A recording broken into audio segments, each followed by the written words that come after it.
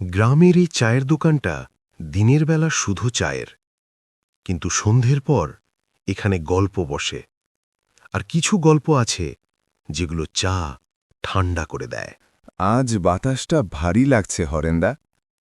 এই রকম হলে লোকজন আবার বটগাছের কথা টেনে আনে।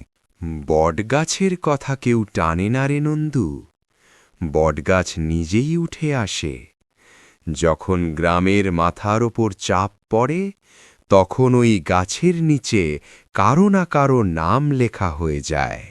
এই যে শুরু হলো, প্রতিদিন একই গল্প, একটা গাছ, একটা ভূত, আর আমরা ভয়ের ব্যবসা করছি। আমি শহরে থেকেছি হরেন্দা, ওখানে লোকজন কাজ নিয়ে ভয় পায়, গাছ নিয়ে না। শহরে তোদের মতো লোকই বাঁচে মিঠুন, গ্রামে বাঁচে স্মৃতি। আর এই গ্রামের সবচেয়ে ভারী স্মৃতি ওই বটগাছটা। আমি নিজের চোখে দেখেছি একটা বউ কিভাবে গাছ হয়ে যায়। আমার ঠাকুমা বলতো, ও বটগাছটা আগে এমন ছিল না। একটা মেয়ে ছিল, কমলা। সে নাকি খুব কথা বলতো। কথা বললেই ভূত? না, কথা বললেই একা। একাই একদিন ওই বটগাছের নিচে গিয়েছিল আর ফিরে আসেনি। পরদিন থেকে গাছটার ছায়া বদলে যায়।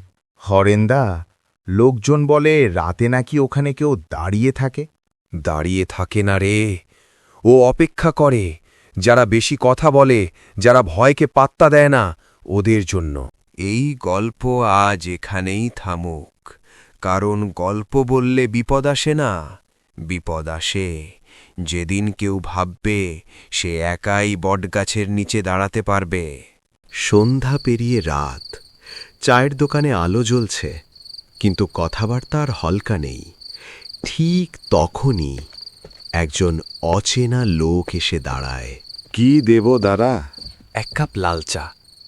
আর একটা কথা জানতে চাই, এই গ্রামে সবাই সন্ধ্যার পর একই দিকে তাকাতে ভয় পায় কেন?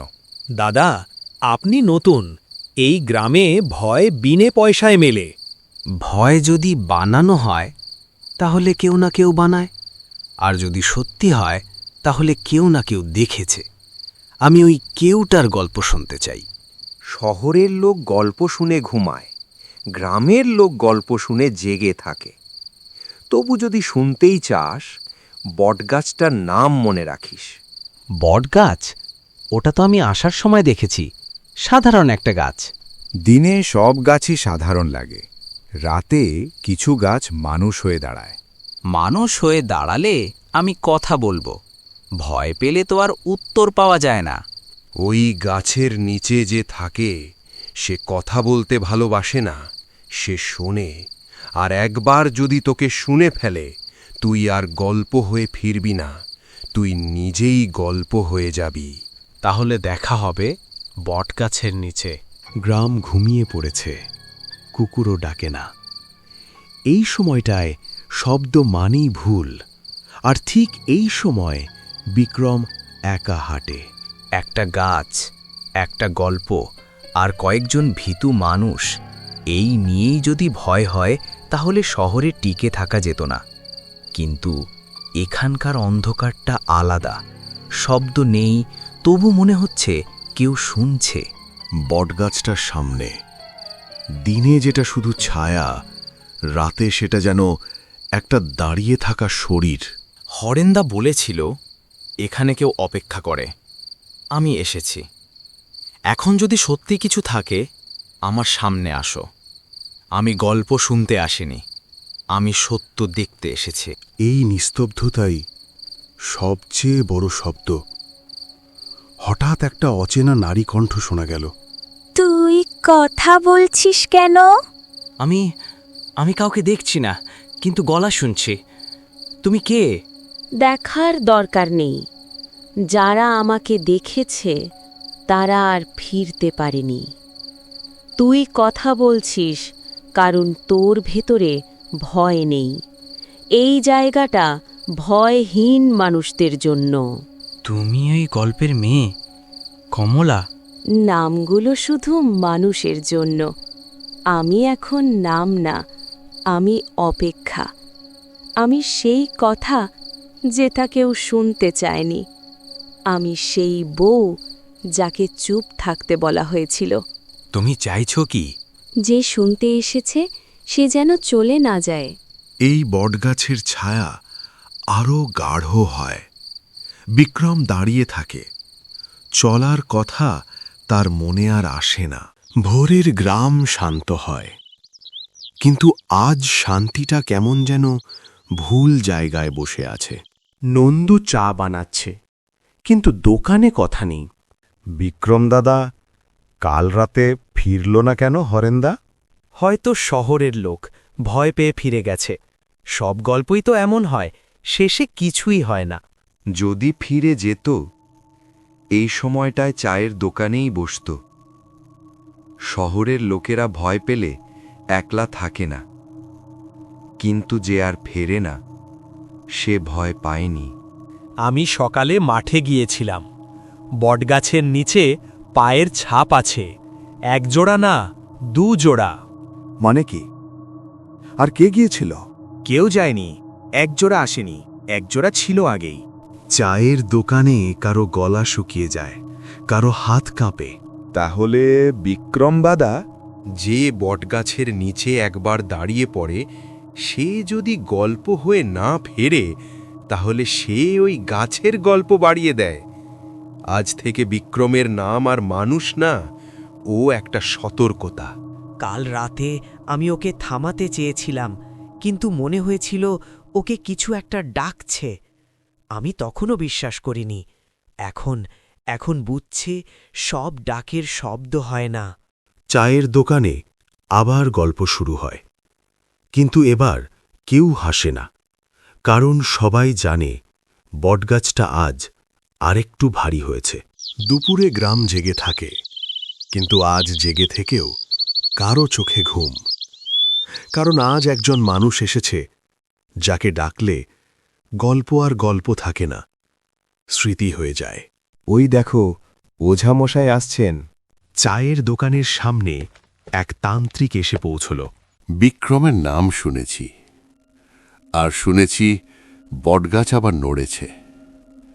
আমি বলেছিলাম ও গাছ না, ওটা একটা প্রশ্ন যেটার উত্তর কেউ দেয়নি। ওঝামশাই, এই সব বন্ধ করুন। একটা মানুষ নেই, এটা কি গল্প? গল্প হলে মানুষ মরত না। তোর মনে আছে কমলাকে, যে মেয়েটা সব কথা মুখে আনত, যে প্রশ্ন করত কেন বউ মানে চুপ? ও বেশি কথা বলতো, আমরা বলেছিলাম থাম, ও থামেনি। না, আমরা থামাইনি, আমরা ওকে একাই রেখে দিয়েছিলাম। সেই রাতেই ও বটগাছের নিচে গিয়েছিল, আর যে জায়গায় মানুষ একা যায় সেখানে কিছু থেকে যায়। তাহলে শাকচুন্নি কমলাই? নামটা বদলে গেছে, কিন্তু ব্যথা বদলায়নি। যতদিন কেউ শুনবে না, ততদিন ও অপেক্ষা করবে। বাইরে রোদ, কিন্তু চায়ের দোকানে ঠান্ডা, কারণ সবাই বুঝে গেছে এই গল্পে ভূত কম, মানুষ বেশি। বিক্রম শুধু প্রথম না। যদি এই গ্রাম এভাবেই চুপ থাকে, তাহলে বটগাছ আরও নাম শিখবে। গ্রামে ভয় থাকলে মানুষ দুভাবে বাঁচে, কেউ বোঝার চেষ্টা করে, কেউ শেষ করে দিতে চায়। এই বিকেলে গ্রাম দ্বিতীয় পথটাই বেছে নেয়। এই সব নাটক বন্ধ করতে হবে। একটা গাছ, একটা গল্প, এই জন্য মানুষ হারাবো? বটগাছটা কেটে ফেললেই সব শেষ। ভূত থাকলে মরবে, আর না থাকলে গল্পটাও মরবে। গাছ কাটা সহজ কথা নয় মিঠুন, ওটা গ্রামের মাথার গাছ। গাছ মাথা না, মানুষ মাথা। আর মাথা ঠিক না থাকলে গাছ রেখে কি হবে? কিছু জিনিস কাটা যায় না, ওগুলো ছোঁয়া মাত্র নড়তে শুরু করে। যদি কাটতেই চাও, সন্ধ্যার আগেই করো, কারণ রাত নামলে ও গাছ আর একা থাকে না। সিদ্ধান্ত হয়ে যায়, আজই বটগাছ কাটা হবে। সন্ধ্যাবেলাতে তারা কুড়ুল দড়ি নিয়ে বটগাছটার সামনে পৌঁছল। চলো শুরু করি। দেরি করলে ভালো না। হঠাৎ চারিদিকে বাতাস ওঠে, তার ভেতর থেকে শোনা গেল এক অচেনা নারী কণ্ঠ। আমাকে একা রেখেছিলে, এখন আমায় কেটে ফেলতে এসেছিস?